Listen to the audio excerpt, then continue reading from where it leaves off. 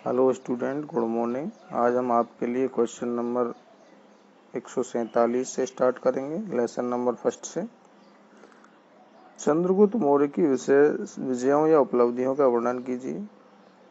देखिए, चंद्रगुप्त मौर्य की विजय और उपलब्धियां क्या थी। नंद शासक घननंद को पराजित कर 322 ईस्वी पूर्व में चंद्रगुप्त मौर्य मगध का शासक बना था। चंद्रगुप्त मौर्य ने नंद शासक घननंद को पराजित किया था और मगध पर अपना अधिकार कर लिया था। दूसरा है, चंद्रगुप्त मौर्य एक वीर योद्धा कुशल सेनापति था। उसने व्यापक विजय अभियान करके बहुत सारे युद्ध लड़े और विजय अभियान किए, युद्धों में जीत हासिल की और प्रथम अखिल भारतीय साम्राज्य की स्थापना की थी मगध में। तीसरा है, उसने 305 ईस्वी में यूनानी शासक सिल्यूकस निकेटर को पराजित कर उसकी पुत्री से विवाह किया था। 305 में यूनानी शासक सेल्यूकस को उसने पराजित किया था और उसकी पुत्री से विवाह किया था, जिसका नाम हेलेना था। आगे हैं, उसने यूनानियों को पराजित कर पूर्वी अफगानिस्तान, बलूचिस्तान और सिंधु नदी के पश्चिमी क्षेत्र पर अधिकार कर लिया था। अगला, उसने सौराष्ट्र तट के सभी प्रदेशों पर विजय प्राप्त की थी। उसने दक्षिणी भारत के अधिकांश भागों पर भी अधिकार कर लिया था।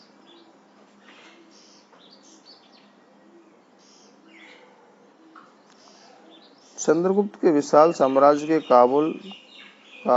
काबुल, हेरात, कंधार, बलूचिस्तान, पंजाब, गंगा यमुना का मैदानी, बिहार, बंगाल, गुजरात, विंध्य और कश्मीर के भूभाग सम्मिलित थे इसके साम्राज्य। आगे बात करेंगे 148वां क्वेश्चन, अशोक की विजयों का वर्णन कीजिए। मौर्य शासक अशोक, जो चंद्रगुप्त मौर्य के पुत्र बिंदुसार का पुत्र था। अथवा देखिए, अशोक की उपलब्धियों का वर्णन। प्रश्न दोनों तरीके से पूछा जा सकता है। देखिए, जैन अनुश्रुति के अनुसार अशोक ने बिंदुसार की इच्छा के विरुद्ध, यानी बिंदुसार उसके जो पिता थे, उनकी इच्छा के विरुद्ध 273 ईस्वी में मगध के शासन पर अधिकार कर लिया था। 273 में मगध के शासन पर अधिकार कर लिया था, पर वास्तविक में उनका जो राज्याभिषेक हुआ था 269 ईस्वी पूर्व हुआ था। वास्तविक जो राज्याभिषेक हुआ था, राज तिलक जो हुआ था। अभिलेखों में अशोक को देवा नाम प्रिय तथा देवा नाम प्रिय दस्यु उपाधियों से विभूषित किया गया है। अशोक की विजय उपलब्धियां निम्न है। देखिए, पहला है कश्मीर पर विजय। राज्य अभिषेक के 7 वर्ष बाद, राज्य अभिषेक कब हुआ मैंने बताया, 269 ईस्वी पूर्व। तो इसके 7 वर्ष बाद अशोक ने कश्मीर पर विजय प्राप्त की और कश्मीर घाटी में श्रीनगर की स्थापना की। श्रीनगर शहर किसने बसाया? अशोक ने। विशेष ध्यान रखें, यह प्रश्न बहुत ही महत्वपूर्ण है। श्रीनगर शहर किसने बसाया? मौर्य शासक अशोक ने। उसने कश्मीर तथा खोतान के अनेक क्षेत्रों को अपने साम्राज्य में सम्मिलित किया था। आगे देखिए, दूसरी है कलिंग पर विजय। 261 ईस्वी में अशोक ने कलिंग पर आक्रमण किया, जो वर्तमान उड़ीसा क्षेत्र में, उड़ीसा राज्य में। उस समय कलिंग पर नंदराज नामक के राजा का शासन था। नंदराज नाम का शासक राजा था उस समय। नंदराज की सेना को पराजय का सामना करना पड़ा था इस युद्ध में और अशोक ने कलिंग को अपने साम्राज्य में सम्मिलित कर लिया था, मिला लिया था नंदराज को हराकर। कलिंग के युद्ध में 1 लाख लोग मारे गए थे तथा लगभग 1.5 लाख लोग बंदी बना लिए गए थे। इससे अशोक का मन क्या हो गया? विचलित हो गया और उसने शस्त्र त्याग की घोषणा कर दी और युद्ध घोष के स्थान पर धर्म घोष अपना लिया। यानी युद्ध की घोषणा के आदत को छोड़कर धर्म घोष, यानी धर्म का प्रचार प्रसार करना, ये उसने अपना लिया। तीसरी जो उपलब्धि थी, अशोक ने बराबर, यानी जो बिहार में है, बराबर की पहाड़ियों में सुदामा, चापार, विश्व झोपड़ी तथा कर्ण नाम की 4 गुहाओं या गुफाओं का निर्माण करवाया था। अशोक ने बोध गया तथा लुम्बिनी, जो कपिल वस्तु की धम्म यात्रा भी की थी, बौद्ध धर्म के प्रचार प्रसार के लिए। अशोक के साम्राज्य में तमिल प्रदेश के अतिरिक्त संपूर्ण भारत और अफगानिस्तान का काफी बड़ा भाग शामिल था साम्राज्य में। आगे देखिए, अशोक के धम्म का सार लिखिए। बहुत ही महत्वपूर्ण प्रश्न है, अशोक का धम्म का सार। धम्म क्या था? अशोक ने मनुष्य की नैतिक उन्नति के लिए जिन आदर्शों का प्रतिपादन किया उन्हें धम्म कहा गया। अशोक के धम्म की परिभाषा दूसरे और 7वें स्तंभ लेख में दी गई है। किसमें दी गई है? दूसरे और 7वें। अशोक के धम्म का सार निम्न है।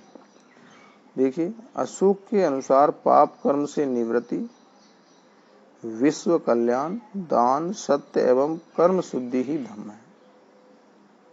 पाप कर्म से निवृत्ति यानी पाप नहीं करना, विश्व का कल्याण करना, दान, सत्य बोलना, कर्म शुद्धि, कर्म अच्छे करना, यही धम्म है।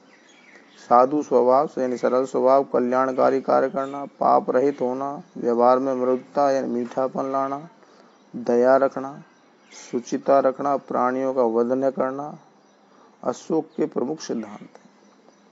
माता पिता व अन्य बड़ों की आज्ञा को मानना, गुरुजनों के प्रति आदर, मित्रों, परिचितों, संबंधियों, ब्राह्मणों या ब्राह्मणों के प्रति दानशील होना यानी दान देना, उचित व्यवहार करना धम्म की आवश्यक शर्तें हैं। अल्प संग्रह व अल्प व्यय करना, यह तृतीय अभिलेख में कहा गया है अशोक में कि अल्प संग्रह, कम संग्रह करना और अल्प व्यय करना, कम खर्च करना। आगे देखिए क्वेश्चन नंबर 150, धम्म यात्रा व धम्म महामात्र से आप क्या समझते हैं? स्पष्ट कीजिए। यह क्वेश्चन आरबीएससी यानी माध्यमिक शिक्षा बोर्ड के बोर्ड परीक्षा के 2019 के पेपर में आ चुका हुआ प्रश्न है। देखिए, धम्म यात्रा क्या होती थी? अशोक जो मौर्य वंश का शासक था, अशोक से पूर्व विहार यात्राएं की जाती थी। विहार यानी जंगल वनों की यात्राएं, शिकार करने के लिए जो यात्राएं की जाती थी जंगल और वनों में, उनको विहार यात्रा कहते थे, जिनमें राजा पशुओं का शिकार करते थे, जंगलों में शिकार करते थे।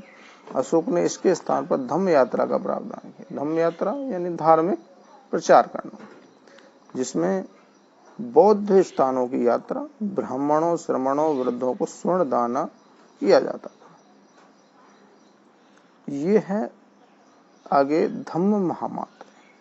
देखो, राज्य अभिषेक के 14वें वर्ष में अशोक ने धम्म महामात्रों की नियुक्ति की थी। धम्म मात्र एक नामक अधिकारी था, जिसके जो मुख्य कार्य थे जनता में धम्म का प्रसार करना यानी धर्म का प्रचार करना। जो धर्म के जो नियम बताए अशोक ने, अभी हमने पढ़े इससे पहले, उन्हें कल्याणकारी कार्य करने तथा दानशीलता के लिए प्रोत्साहित करना, कारावास से कैदियों को मुक्त करवाना या उनकी सजा को कम करना, ये धम्म महामात्र का कार्य था। और उनके परिवार की आर्थिक सहायता करना, ये धम्म महामात्र के कार्य थे।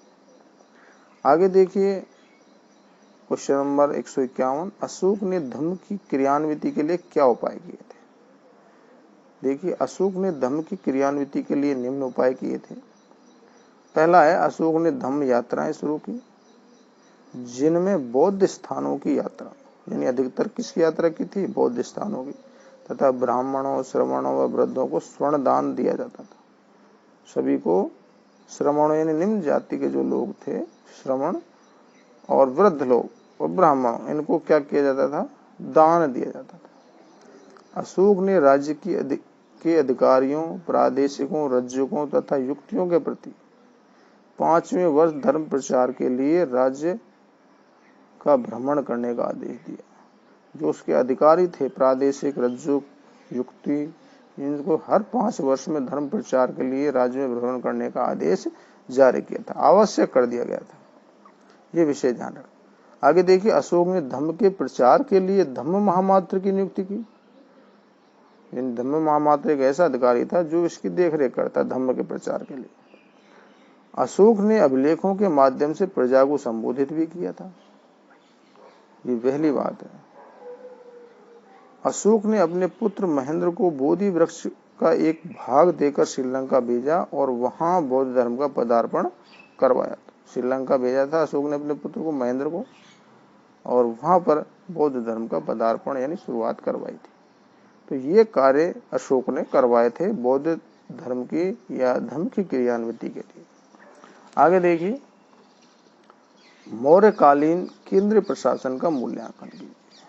यह क्वेश्चन आरबीएससी की परीक्षा 2018 बोर्ड परीक्षा में आ चुका है। देखिए, मौर्यकालीन भारत में पहली बार केंद्रीय शासन व्यवस्था की स्थापना हुई। मौर्यकालीन केंद्रीय प्रशासन निम्न प्रकार है, यानी मौर्यकाल का जो प्रशासनिक व्यवस्था थी वो क्या थी।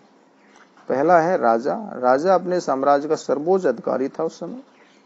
राज्य की जो समस्त शक्तियां उसके हाथ में केंद्रित थी, परंतु वह निरंकुश नहीं था। निरंकुश यानी वह विलासी नहीं था, जनता का भी उस पर अंकुश था। कौटिल्य के अनुसार राज्य के 7 अंग होते थे उस समय: राजा, अमात्य, जनपद, दुर्ग, कोष, सेना और मित्र। दूसरा है मंत्री परिषद और मंत्रिण। शासन में सम्राट की सहायता के लिए एक मंत्री परिषद होती थी, राजा की सहायता के लिए। राज्य के दैनिक प्रशासन के लिए यानी रोजाना के लिए 3 या 4 मंत्रियों की नियुक्ति की जाती थी, जिन्हें मंत्रिण कहा जाता था। 3-4 जो मंत्रियों का समूह होता था उसको क्या कहा जाता था? मंत्रिण। राजा द्वारा मुख्यमंत्री व पुरोहित की नियुक्ति उसके चरित्र की भलीभांति जांच करने के बाद की जाती थी, जिसको हमने पढ़ा था छोटे प्रश्न में, उपदा परीक्षण। उसको क्या कहते थे? चरित्र की भलीभांति जांच करके जो मंत्री, मुख्यमंत्री और पुरोहित की जो नियुक्ति होती थी उसको उपदा परीक्षण कहते थे। आगे देखिए, तीर्थ तथा महामात्र। शासन की सुविधा की दृष्टि से केंद्रीय शासन 18 विभागों में बटा हुआ था, जिन्हें तीर्थ कहते थे। क्या कहते थे? तीर्थ। तीर्थ के अध्यक्ष को महामात्र कहा जाता था। सर्वाधिक महत्वपूर्ण तीर्थ थे मंत्री, पुरोहित, सेनापति और युवराज। 5 प्रमुख तीर्थ थे उस समय। आगे देखिए, समाहर्ता। ये हम पढ़ भी चुके हैं छोटे प्रश्न में। इसका कार्य था राजस्व एकत्र करना। यह परीक्षा में पूछा भी जा चुका है एक बार बोर्ड में। आय व्यय का ब्यौरा रखना तथा वार्षिक बजट तैयार करना, ये समाहर्तक नामक अधिकारी का कार्य था। अगला अधिकारी था सन्निधाता, जिसको कोषाध्यक्ष भी कहते थे। इसका मुख्य कार्य साम्राज्य के विभिन्न भागों में कोषगृह और अन्नागार बनवाना था। कोषगृह बनवाना और अन्नागार, अन्न धान का भंडार करना। अगला था अध्यक्ष। अध्यक्ष भी राज्य की दूसरी श्रेणी के पदाधिकारी थे। कौटिल्य ने 26 अध्यक्षों का उल्लेख किया है। कौटिल्य कौन थे? चंद्रगुप्त मौर्य के गुरु थे। किसके थे? चंद्रगुप्त मौर्य। इनको चाणक्य और विष्णुगुप्त के नाम से भी जाना जाता है। अर्थशास्त्र पुस्तक इन्होंने लिखी।